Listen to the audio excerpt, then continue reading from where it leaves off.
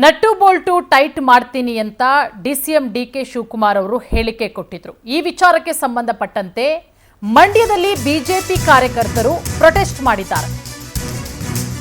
Nut Bolt tight ಮಾಡ್ತೀನಿ DCM ಹೇಳಿಕೆ ವಿಚಾರ ಡಿಕೆಶಿ ವಿರುದ್ಧ ಮಂಡ್ಯದಲ್ಲಿ ಬಿಜೆಪಿ ಕಾರ್ಯಕರ್ತರ ಪ್ರೊಟೆಸ್ಟ್. ಮಂಡ್ಯದ ಪ್ರಧಾನ ಅಂಚೆ ಕಚೇರಿ ಮುಂಭಾಗ ಪ್ರತಿಭಟನೆ ಮಾಡಿದ್ದಾರೆ. ಡಿಕೆ ಶಿವಕುಮಾರ್ ಅವರ ಫೋಟೋವನ್ನ ಇಟ್ಟು ನಟ್ಟು ಬೋಲ್ಟ್ ಅನ್ನ ಹಿಡಿದು ಪ್ರತಿಭಟನಾಕಾರರು ಪ್ರೊಟೆಸ್ಟ್ ಮಾಡಿರೋದು. ಕಲಾವಿದರು ಕಾಂಗ್ರೆಸ್ ಪಕ್ಷದ ಆಸ್ತಿಯಲ್ಲ, ಡಿಕೆಶಿಗೆ ನಟ್ಟು ಬೋಲ್ಟ್ ಅನ್ನ ಕಾರ್ಯಕರ್ತರು ಪಾರ್ಸಲ್ ಮಾಡಿದ್ದಾರೆ. ಬಿಜೆಪಿ ಕಾರ್ಯಕರ್ತರು ಕೆಪಿಸಿಸಿ ಅಧ್ಯಕ್ಷ ಡಿಕೆ ಶಿವಕುಮಾರ್ಗೆ ಪೋಸ್ಟ್ ಮಾಡಿದ್ದಾರೆ ಬಿಜೆಪಿ ಕಾರ್ಯಕರ್ತರು. ನೋಡಿ, ದೃಶ್ಯಾವಳಿಗಳಲ್ಲಿ ಗಮನಿಸ್ತಾ ಇದ್ದೀರಾ.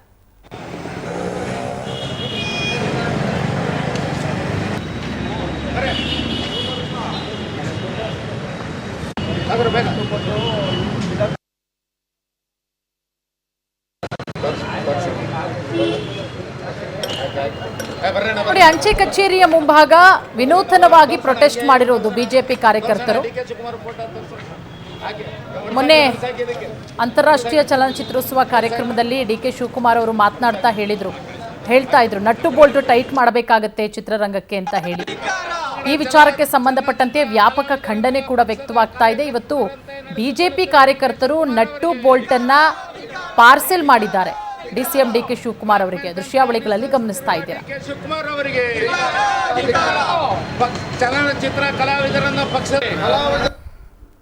ಕುಮಾರ್ ಅವರು ಒಂದು ಬ್ಲ್ಯಾಕ್ ಮೇಲ್ ಹೇಳಿಕೆಯನ್ನ ಕನ್ನಡ ಚಲನಚಿತ್ರ ತಲ್ಲಣಗೊಳ್ಳುವಂಥ ಬ್ಲ್ಯಾಕ್ ಮೇಲ್ ಹೇಳಿಕೆಯನ್ನು ಕೊಟ್ಟಿದ್ದಾರೆ. ಅವರ ಚಳುವಳಿಗಳಿಗೆ, ಅವರ ಪಕ್ಷದ ಕಾರ್ಯಕ್ರಮಕ್ಕೆ ಯಾರು ಬರೋದಿಲ್ಲ, ಅವರ ನಟ್ಟು ಬೋಲ್ಟನ್ನು ನಾವು ಟೈಟ್ ಮಾಡ್ತೀವಿ ಅಂತ ಹೇಳೋದ್ರ ಮುಖಾಂತರ ಆ ಒಂದು ತಬಲಕ್ಕೆ ಸುತ್ತಮುತ್ತ ವಾದ್ಯ ಅಂದಂಗೆ ಇಲ್ಲಿಯ ಸ್ಥಳೀಯ ಶಾಸಕರು ಹಾಗೂ ರಾಜಣ್ಣ ಅವರು ಎಲ್ಲರೂ ಕೂಡ ದನಿಗೂಡಿಸಿದ್ದಾರೆ.